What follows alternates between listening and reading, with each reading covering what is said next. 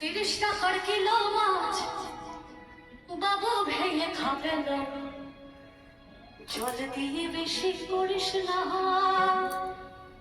8টা বাজে দেরি করিস না। ইলিশ মাছের কাঁটা ভালো, চিংড়ি মাছের টক, 7 টাকাতে কিনবে লোকে গিলবে গোপাক, গিলবে গোপাক, গিলবে গোপাক।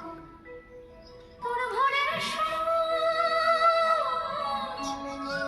তোর ঘরের সূর্য বলে তোর সিঁদুর হয়ে যাবে না, কারোর দিকে নজর লাগাস না, কারোর দিকে নজর লাগাস না। তুই পাহাড়ে